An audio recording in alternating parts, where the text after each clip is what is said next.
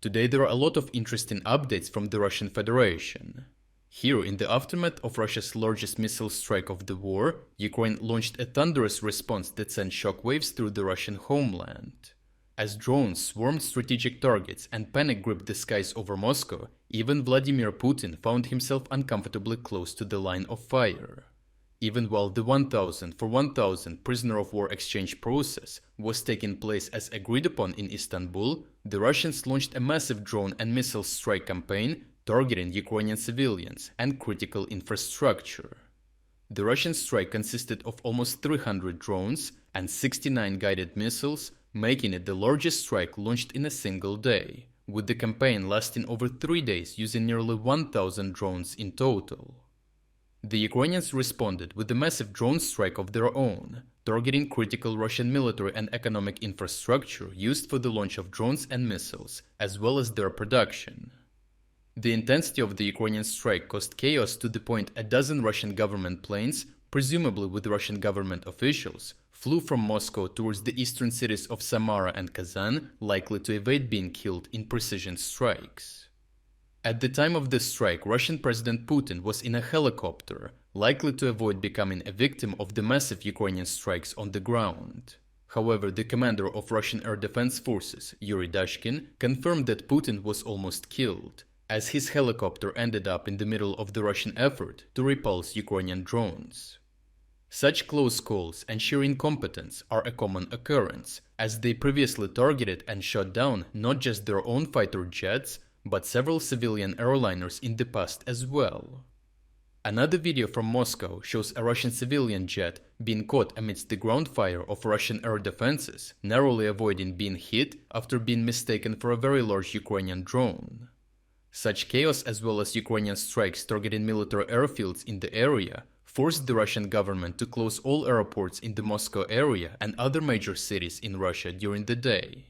For the past week, the Ukrainians launched intense strikes that forced the Russian airports to keep all their civilian flights grounded. If Ukrainians consistently force Russian civilian aviation to stay grounded, it will prevent the travel of civilian populace on top of denying flow and export of goods across the country. This is why the Ukrainians were intensively conducting drone strikes to force the grounding of civilian aviation at major airports of Moscow and Kaluga regions.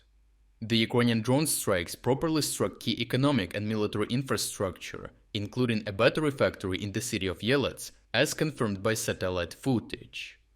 The batteries produced at this plant are used for application in the Russian military industry, including guided missiles, which could indirectly delay future Russian strikes.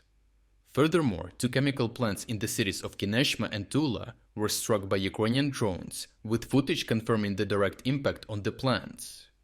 These chemical plants are directly tied to Russian military industry, as they produce nitric acid, ammonium nitrate, TNT, and RDX, which are used to produce missiles, artillery shells, and land mines. Strikes against these plants significantly disrupt Russian production of weapon systems and ammunition.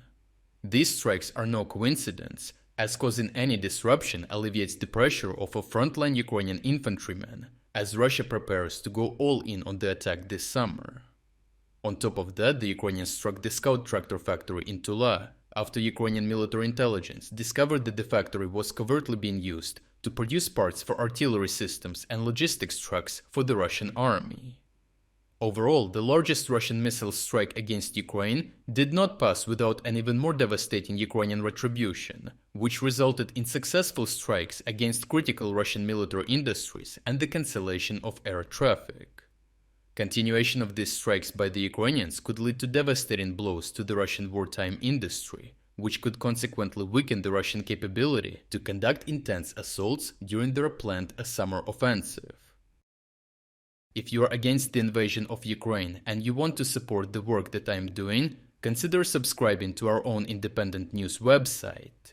Here you can find our exclusive strategic insights, comprehensive overviews of all fronts, and regular tactical analysis videos.